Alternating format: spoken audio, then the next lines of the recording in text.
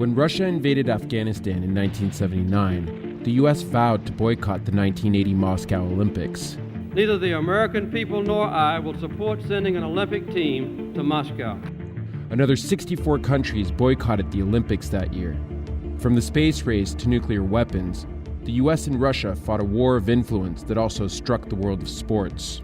Of course, drugs got involved, and so it became very much bound up in this larger cultural and scientific rivalry between the two superpower blocs. The Olympic stage had always been a place for countries to exude nationalistic pride.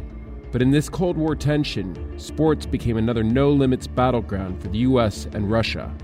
And that war lives on today. For decades, it seems Russian Olympic athletes have been secretly doping to gain a competitive edge. Hundreds of athletes have been caught doping over the years. Russia took it a step further. Rampant doping at the Sochi Olympics in 2014 were disclosed in the Oscar-winning documentary Icarus, when Grigory Rodchenkov, the director of Russia's National Anti-Doping Laboratory, exposed widespread use and state-sponsored funding of performance-enhancing drugs to Russian athletes. We are top-level cheaters. This all can be proved. It's quite mind-blowing. New York Times is breaking tomorrow. Tomorrow? An independent review commissioned in the wake of the scandal, known as the McLaren Report, would reveal the extent of the doping program, which led to the complete ban of Russian athletes from competition for 4 years in 2019. That recommendation came from WADA, the World Anti-Doping Agency. The ban has since been reduced to a symbolic 2 years, meaning Russian athletes will still be able to compete under a neutral status at the Tokyo Games. The Russian flag and anthem, however, are still banned until 2022. Some Olympians are crying foul, angry at the missed opportunity to punish the flagrant use of performance-enhancing drugs that has plagued the sports world for decades. It's the athletes and the fans and other competitors that suffer because they know if a single athlete gets caught, it doesn't matter because there'll be another one waiting in line. As fans become callous to the use of doping in sports, why has WADA, the organization meant to crush the use of drugs in athletics, failed to stamp out this endemic issue? And why have Russian athletes been given a second chance to compete following such blatant use of performance-enhancing drugs? This is the story of the world's anti-doping agency's system error.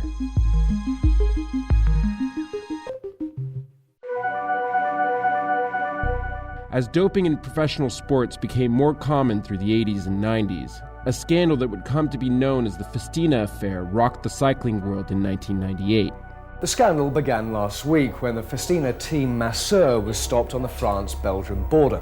And in his car, customs found a stash of anabolic steroids and also the banned hormone EPO, which helps the flow of oxygen in the blood and is very difficult to detect. The international sports federations were saying, oh my God, if this can happen to cycling, this could happen to me in my sport. The International Olympic Committee decided to create an independent anti-doping agency, which took shape in the form of WADA. Many governments didn't trust the IOC. They said, you can't be the poacher and the gamekeeper. You can't be promoting the world's biggest sport event and also be regulating the behavior of those who take part in it. The compromise was the establishment of WADA. They were very reluctant to give any power to WADA to actually regulate things. The idea of having an independent agency looking over their shoulder, particularly in matters like doping, was very uncomfortable to them. WADA was founded in 1999 and would be constructed around the World Anti-Doping Code. You got 206 national Olympic committees, 206 governments, 40 or 50 international federations, the IOC, and all with different rules or no rules. It was a complete mess. So we said one of the first things we have to do is get everybody singing off the same song sheet. And WADA has made an impact in its 22-year history. For the first time, we now have a document which is global. It sets a standard for all sports event organizers, all international federations, all governments to adhere to. It started off by an investigation of what are people using out there? Anabolic steroids, peptide hormones, post-radiation treatment. It increases red blood cells. Boop. Light goes on, red blood cells. More oxygen to the muscles. Let's see whether there's a non-therapeutic application for this sort of thing. We now have a pretty high degree of cooperation with the pharma industry. They trust WADA. They're prepared to tell us what molecules they're working on and what they think that some of the side effects could be in terms of doping. In 2020, WADA's budget was $37 million, a small sum for an international organization meant to oversee a global anti-doping program. Half of the money comes from its 206 member countries. The other half, which is matched dollar for dollar, comes from the IOC, amounting to 2% of the IOC annual budget.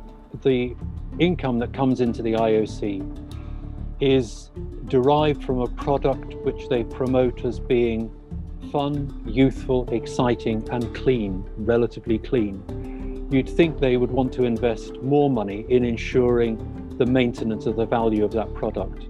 As an international organization, WADA has the gargantuan task of taking drugs out of sports. But with a staff of 143 and a relatively small budget, its ability to conduct investigations that go beyond simple drug testing and that can have a real impact on the use of performance-enhancing drugs by athletes is limited. None of the laboratories are WADA laboratories, but they're all accredited by WADA. That means WADA oversees the labs, but isn't actually doing the testing. Back in 2011, in an anonymous survey commissioned by WADA at the World Championships in South Korea, 30% of athletes admitted to doping in their careers, but only 0.5% were ever caught at the event. When an athlete dopes, you have to look at their support personnel rather than the athlete themselves. Was the athlete pressured? How's the system in that country? Sometimes they act alone. In some cases, you have the entire state involved in the doping program, as was demonstrated with the Russians. They're not alone, by the way, but the more closed the country and the more difficult it is to get reliable evidence. While Russia was caught red-handed and has become the poster child for state-sponsored doping, athletes from countries around the world have also been caught doping, including the US, China, and Turkey. Back in 2014 at the Sochi Games, Russia engaged in a sophisticated doping scheme that would be revealed to the world by the lead scientist behind the doping operation, Grigory Rodchenkov, ahead of the Games in Rio. He was directed by his supervisor to devise a system to allow Russian athletes to cheat. Even before he accepted the job as the head of the Russian anti-doping lab, many of those drugs were very dangerous. He devised a system that was a safer system for athletes to take.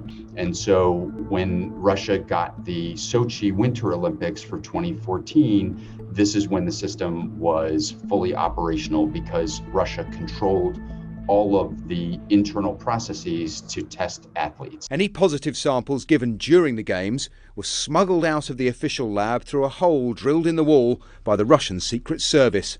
Ultimately, Russia dropped out of its first-place position it earned at Sochi as medals continue to be stripped from the podium. The McLaren Report, an independent investigation commissioned by WADA, would later reveal at least 1,000 athletes had taken performance-enhancing drugs. WADA is divided into two components. There's essentially what I consider the politicians, and then there's the staff. I don't have a very positive experience with the leadership of WADA. I don't think that they did nearly enough to protect Dr. Rodchenkov and to protect other whistleblowers. It's hard to believe you're doing something wrong when everybody around you says it's right, and there's no other way that you're shown. The IOC is, interested in earning money and hosting games, and it needs big countries like Russia to host them. It's supposed to be this place where we put politics aside and let sports happen to try to unite the world, but where you have people that are systematically cheating and you don't do anything meaningful to deter it, all that does is encourage more people to cheat. Although the Russian doping scandal made headlines around the world, it was not the only time WADA had failed to stop doping in sports. The global governing body of cycling has just announced moments ago it will ban Armstrong for life and strip him of his 7 tour titles. But WADA can't actually punish bad behavior. It can only recommend sanctions. We got to the point where WADA is allowed to propose the sanctions. In the case of Russia, our proposal is that you be suspended for 4 years. Can't bid for anything, can't host anything. And if you agree with that, that's fine. If you disagree, it goes directly to CAS. The lakeside city of Lausanne is home to the IOC, as well as the IOC's second independent body, the CAS, the Court of Arbitration for Sport, which is where country members go when they want to appeal a decision, and is where Russia got its ban reduced to 2 years. It was CAS Court of Arbitration for Sport that agreed with all of the findings and the evidence, including direct linkage to Vladimir Putin. But it determined that a 2-year ban would be sufficient. Personally, I don't agree with that.